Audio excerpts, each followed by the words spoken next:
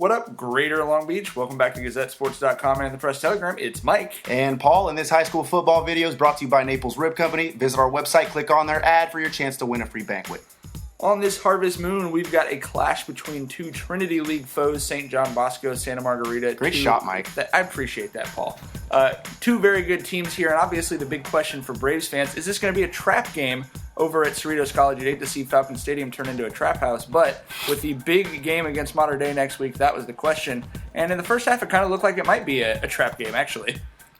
Wow, look at this.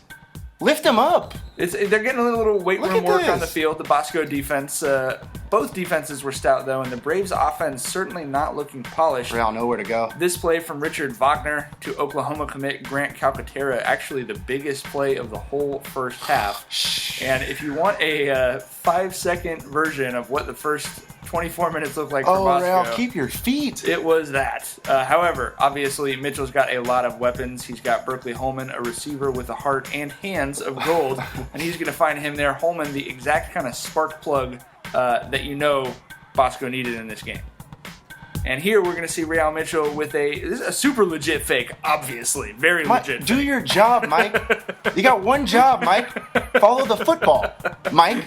It happens. It happened to Santa Margarita. It happened to Mike Gartabasio. It's not a big deal. Demetrius Flowers takes this one down by the river. Oh, no. Starter Terrence Beasley was out, but Bosco showing the depth. And long may you run, young fella, as he reverses field and takes that to the far sideline.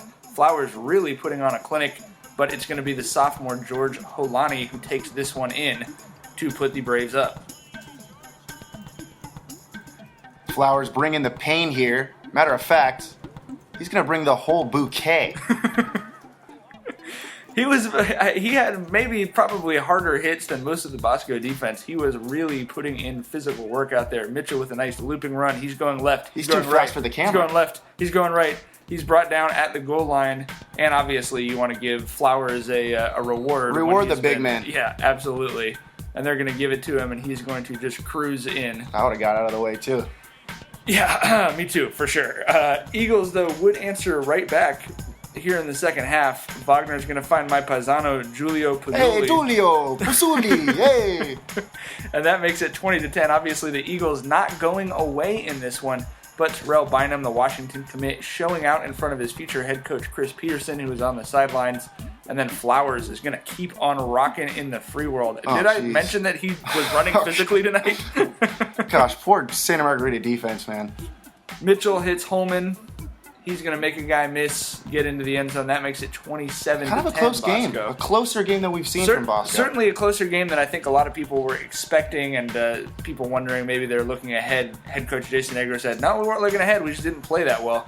It was the rushing attack in the second half that got it done for Bosco. 36 carries for 349 yards and 4 touchdowns. I'm guessing you're going to win that game if you rush for them in yards. Between that and Kyle Murray and the defense clamping down, only allowing 10 points. Suddenly, what looked like maybe not a great game from them, they gained 600 yards. They have a running clock. And young man, take a look at your life. Flowers forcing introspection for the Eagles defense, whereas the sophomore Josh Delgado, an unknown legend in his time, is going to make this thing a running clock. Now, I've never seen this before. With the running clock, a late timeout with 2 seconds left from Santa Margarita. 2 seconds left? And the refs send the cheerleaders and players off the field and say, nope, we got to play that last play. Just wave them off the field. And then 2 seconds later, we bring them back on the field, and the game is over. It's 47-10. We'd like to thank all of our sponsors, including Papalucci's, a great place to eat down on 2nd Street. And now, finally, the wait is over. We can talk about the game we've been wanting to talk about all year long, and that's Bosco Mater Dei back at Cerritos College next week. You got to stay tuned because we're going to have big stuff every day